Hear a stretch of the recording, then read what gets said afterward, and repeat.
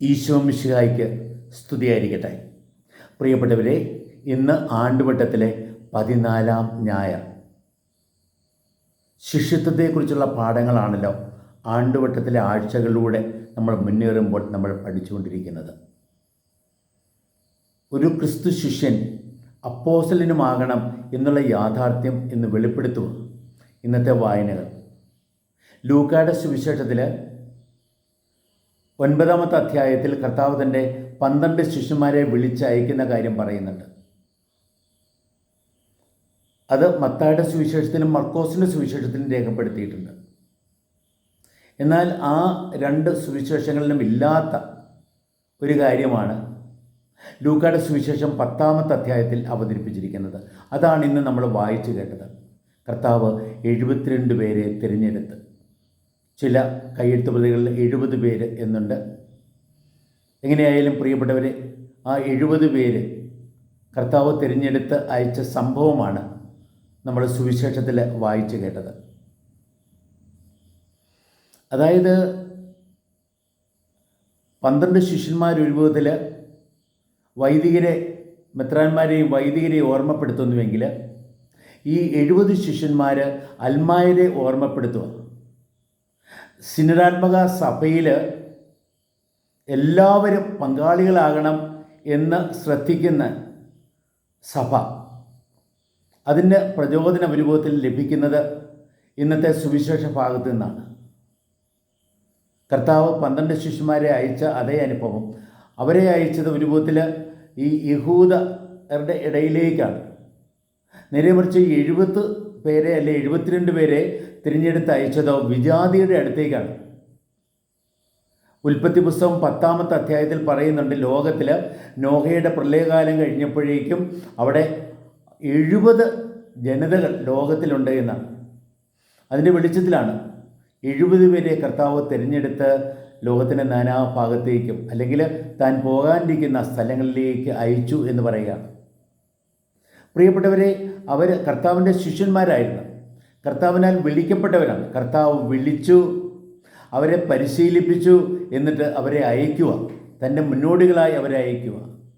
താൻ എന്തെല്ലാം ചെയ്യുന്നുവോ അത് മറ്റുള്ളവർക്ക് അനുഭവമാക്കണം. ദൈവ അനുഭവം പകരാൻ, കർത്താവിലുള്ള ആ പരിവർത്തനം അനുഭവമാക്കാൻ, കർത്താവിനെ ലോകമെങ്ങും ലോക അതിർത്തിയോളം പ്രഘോഷിക്കുവാനുള്ള ആ വലിയ വിളി, പ്രിയപ്പെട്ടവരെ, ഇന്നത്തെ ബൈബിൾ ഭാഗങ്ങൾ നമ്മളെ പ്രത്യേകിച്ച് ഓർമ്മപ്പെടുത്തുക. ഇന്നത്തെ 1-ാമത്തെ വായനയിൽ നമ്മൾ യെശയ്യാ പ്രവാചകൻ്റെ പുസ്തകത്തിൽ നിന്നാണ് വായിച്ചു കേട്ടത്. 66-ാമത്തെ അധ്യായത്തിൽ ഒരു വിധത്തിൽ അത് ഒത്തിരി നമ്മളെ പ്രത്യാശാഭരിതരാക്കുന്നുണ്ട്. ദൈവം വാഗ്ദാനം ചെയ്യുക, ഞാൻ അനുഗ്രഹം നിങ്ങളുടെ ജീവിതത്തിലേക്ക് നദി പോലെ ഒഴുക്കുമെന്ന് പറയുക. കർത്താവിൻ്റെ കരുതലും കാരുണ്യവും അനുഗ്രഹവും എല്ലാം നമ്മളിലേക്ക് ചൊരിയപ്പെടുന്നൊരു കാര്യമാണ്.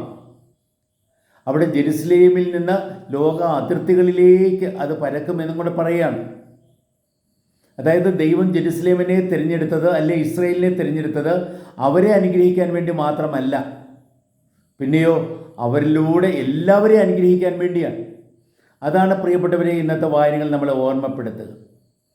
ദൈവം ഈ ലോകത്തിലേക്ക്, തൻ്റെ ജനത്തിൻ്റെ ഇടയിലേക്ക്, ജെറുസലേമിൽ നിന്ന് ലോകത്തിലേക്ക് അയക്കുന്ന ആ അനുഗ്രഹം അത് ലോക അതിർത്തിയോളം പകരണം. അതിനുവേണ്ടിയാണ് കർത്താവ് തൻ്റെ ശിഷ്യന്മാരെ തിരഞ്ഞെടുത്ത് പരിശീലിപ്പിച്ച് അയച്ചത്. നമ്മൾ ഇന്നത്തെ 2-ാമത്തെ വായനയിൽ പൗലോസ് അപ്പോസ്തലൻ്റെ വാക്കുകൾ കേൾക്കുക. കർത്താവിൻ്റെ കുരിശിൽ ഞാൻ അഭിമാനിക്കുവാണെന്ന് അവിടെ പറയുക. കർത്താവിൻ്റെ കുരിശ് സ്നേഹത്തിൻ്റെയും വിജയത്തിൻ്റെയും സഹനത്തിനുമേലുള്ള വിജയത്തിൻ്റെയും അതേപോലെ രക്ഷയുടെയും പ്രിയപ്പെട്ടവരെ ചിഹ്നമാണല്ലോ. പരാജയത്തിൻ്റെ അല്ല, ശിക്ഷയുടെയല്ല. ഈശോയിലൂടെ അത് അനുഗ്രഹത്തിൻ്റെ ചിഹ്നമായി മാറി. ഞാൻ എൻ്റെ കർത്താവിൻ്റെ കുരിശിൽ അഭിമാനം കൊള്ളുന്നു. മരണത്തോളം നമുക്ക് വേണ്ടി തന്നെ സമർപ്പിച്ച, നമുക്ക് വേണ്ടി മരിക്കാൻ പോലും തയ്യാറായ ആ ഈശോയുടെ വലിയ സ്നേഹമാണല്ലോ. ഈശോ കുരിശിലൂടെ സാധിച്ച രക്ഷയാണല്ലോ പ്രിയപ്പെട്ടവരെ കുരിശ് നമ്മളെ ഓർമ്മപ്പെടുത്തുക. ഞാൻ കർത്താവിൻ്റെ കുരിശിൽ അഭിമാനം കൊള്ളുന്നു. അതേപോലെ തന്നെ പ്രധാനപ്പെട്ട ഒരു കാര്യം എന്താണെന്നറിയാവോ? കർത്താവിൽ പുതിയ സൃഷ്ടിയാവുക എന്നുള്ളതാണ്. പൗലോസ് അപ്പോസ്തലൻ സാവൂള് കർത്താവിനെ കണ്ടുമുട്ടി പൗലോസായി മാറി, ഒരു പുതിയ സൃഷ്ടിയായി മാറി. തൻ്റെ അനുഭവം പ്രിയപ്പെട്ടവരെ വെളിവാക്കുക. ഇന്നത്തെ രണ്ടാമത്തെ വായനയിൽ നമ്മൾ ഇന്നത്തെ സുവിശേഷത്തിലേക്ക് നോക്കുമ്പോൾ കർത്താവ് വിളിച്ച് അയക്കുക.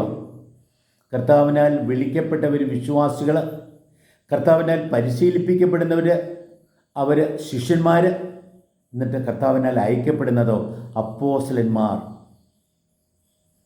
എല്ലാ വിശ്വാസികളും എല്ലാ ശിഷ്യന്മാരും അപ്പോസ്തലന്മാരാകാൻ അയക്കപ്പെട്ടവരാ. അവരുടെ ദൗത്യം എന്താണെന്നറിയാവോ? ലോകത്തിൻ്റെ അതിർത്തികൾ വരെ എല്ലാവർക്കും ദൈവരാജ്യം അനുഭൂതിമാക്കണം, ലോകത്തെ ദൈവരാജ്യമായി പരിവർത്തനപ്പെടുത്തണം. ദൈവരാജ്യത്തിൻ്റെ സന്ദേശമാണ് അവർ പ്രഘോഷിക്കേണ്ടത്. ദൈവരാജ്യം എന്ന് പറഞ്ഞാൽ എന്താ? ദൈവത്തിൻ്റെ സ്നേഹം കളിയാടുന്ന അനുഭവമാണ്. എല്ലാവരും ദൈവത്തിൻ്റെ സ്നേഹത്താൽ സ്നേഹിക്കപ്പെടുമ്പോൾ, ഈശോ സാധിച്ച രക്ഷ അനുഭവിക്കുമ്പോൾ, എല്ലാവരും ദൈവത്തിൻ്റെ വചനം നിവർത്തിച്ചുകൊണ്ട് നീതിയും സമാധാനവും നിറഞ്ഞവരായി സന്തോഷം പകരുന്നവരായി ജീവിക്കുമ്പോൾ, പ്രിയപ്പെട്ടവരെ, അതാണ് ദൈവരാജ്യം.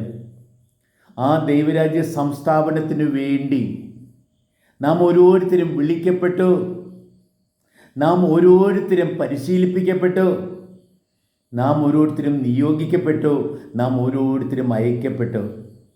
പ്രിയപ്പെട്ടവരെ, നമ്മുടെ വലിയ ധർമ്മം അതാണ്, ദൈവരാജ്യം സ്ഥാപിക്കുക. അതിന് ഞാൻ എന്ത് ചെയ്യണം? ആദ്യം ദൈവരാജ്യം അനുഭവിക്കണം.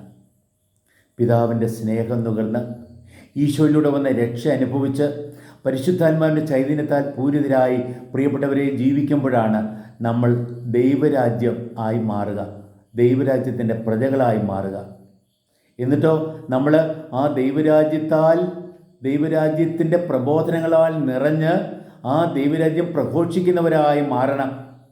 മറ്റുള്ളവർക്കെല്ലാം നാം കണ്ടുമുട്ടുന്ന ഓരോരുത്തർക്കും, നമ്മുടെ ഭവനത്തിലുള്ളവർക്ക്, ജോലി സ്ഥലത്തുള്ളവർക്ക്, സ്കൂളിലുള്ളവർക്ക്, നമ്മൾ എവിടെയെല്ലാം പോകുന്നോ അവിടെ ഓരോരുത്തർക്കും ദൈവാനുഭവം പകർന്നു കൊടുക്കുവാൻ, അവരോരോരുത്തരെയും ദൈവം സ്നേഹിക്കുന്നുണ്ട് എന്ന ബോധ്യമേകുവാൻ, അവർക്ക് ഓരോരുത്തർക്കും യേശുവിലൂടെ രക്ഷയുണ്ട് എന്ന അനുഭവം കൊടുക്കുവാൻ, അവരോരുത്തരും ദൈവ ചൈതന്യത്താൽ നിറഞ്ഞ് സന്തോഷവും സമാധാനവും കൃപയും അനുഗ്രഹവും ഐശ്വര്യം നിറഞ്ഞ് ജീവിക്കാൻ പ്രിയപ്പെട്ടവരെ വിളിക്കപ്പെട്ടിരിക്കുന്നു എന്ന ബോധ്യം കൊടുത്ത് നമ്മുടെ ജീവിതധർമ്മം നിറവേറ്റണം. ആ യാഥാർത്ഥ്യമാണ് ഇന്നത്തെ വായനകൾ നമ്മളെ ഓർമ്മപ്പെടുത്തുക. ഒരു ക്രിസ്തു ശിഷ്യൻ കർത്താവിനാൽ വിളിച്ച് സ്വന്തമാക്കപ്പെട്ടവനാണ്. കർത്താവിനാൽ സ്നേഹിക്കപ്പെട്ട, കർത്താവിൻ്റെ സ്നേഹം രുചിച്ചറിഞ്ഞ് കർത്താവിൻ്റെ സ്നേഹത്തിൽ വസിക്കുന്നവനാണ്. കർത്താവിൻ്റെ വചനം ശ്രവിച്ച് അത് നന്നായി ഗ്രഹിച്ച് അതിലൂടെ തന്നെക്കുറിച്ചുള്ള ദൈവത്തിൻ്റെ പദ്ധതിയും ദൈവത്തിൻ്റെ ഇഷ്ടവും ദൈവത്തിൻ്റെ ആ വാഗ്ദാനങ്ങളെ ഗ്രഹിച്ച് പ്രിയപ്പെട്ടവരെ അതനുസരിച്ച് തൻ്റെ ജീവിതത്തെ ക്രമപ്പെടുത്തുവാൻ, തൻ്റെ ചിന്തകളെയും തൻ്റെ വാക്കുകളെയും തൻ്റെ പെരുമാറ്റങ്ങളെയും പ്രവൃത്തികളെയും എല്ലാം ക്രമീകരിക്കുവാൻ തയ്യാറാകുമ്പോഴാണ് നമ്മൾ ആ ദൈവരാജ്യത്തിലെ പ്രജകളായി ഈ ലോകത്ത് ജീവിക്കുക. അതേപോലെ നമ്മുടെ ജീവിതം കൊണ്ട്, നമ്മുടെ പ്രവൃത്തികൾ കൊണ്ട്, നമ്മുടെ ബന്ധങ്ങൾ കൊണ്ട് എല്ലാം പ്രിയപ്പെട്ടവരെ നമ്മൾ ദൈവരാജ്യത്തെ എല്ലാവർക്കും അനുഭൂതിമാക്കണം. നമ്മുടെ ലോകത്തെ തന്നെ ദൈവരാജ്യമായി പരിവർത്തനപ്പെടുത്തണം. നമ്മുടെ കുടുംബങ്ങൾ, നമ്മുടെ സമൂഹങ്ങൾ, നമ്മുടെ സ്ഥാപനങ്ങൾ എല്ലായിടത്തും ദൈവരാജ്യം പുലരട്ടെ. അങ്ങനെ ദൈവരാജ്യത്തിൻ്റെ പ്രജകളായി, ദൈവരാജ്യത്തിൻ്റെ പ്രഘോഷകരായി, ദൈവരാജ്യത്തിലെ പ്രവർത്തകരായി ജീവിക്കുവാൻ പ്രിയപ്പെട്ടവരെ നമുക്ക് തയ്യാറാകാം. രോഗികളെ സുഖപ്പെടുത്തിക്കൊണ്ട്, അടിമത്തം അനുഭവിക്കുന്നവരെ വിമോചിപ്പിച്ചുകൊണ്ട്, സാത്താൻ്റെ പിടിയിൽ, തിന്മയുടെ പിടിയിൽ അമർന്നവരെ അതിൽ നിന്നും വിമോചിപ്പിച്ചുകൊണ്ട്, സ്നേഹം ലഭിക്കാതെ പോയവർക്ക് സ്നേഹം പകർന്നു കൊടുത്തുകൊണ്ട്, ജീവൻ്റെ അർത്ഥം തേടുന്നവർക്ക് ജീവിതത്തിൻ്റെ അർത്ഥം കാണിച്ചു കൊടുത്തുകൊണ്ട്, പ്രിയപ്പെട്ടവരെ ലോകത്തിൽ നമുക്ക് ദൈവത്തിൻ്റെ മക്കളായി, ഈശോയുടെ യഥാർത്ഥ ശിഷ്യരായി, പരിശുദ്ധാത്മാവിനാൽ പൂരിതരായി ദൈവരാജ്യത്തിൻ്റെ അപ്പോസ്തലന്മാരായി ജീവിക്കുവാൻ തയ്യാറാകാം. അതിനുവേണ്ട കൃപാവരം ദൈവം നമുക്കെല്ലാം ഏകുമാറാകട്ടെ. ഏവർക്കും ദൈവാനുഗ്രഹം സമൃദ്ധമായി നേരുന്നു. ദൈവം നമ്മെ അനുഗ്രഹിക്കട്ടെ. ആമേൻ.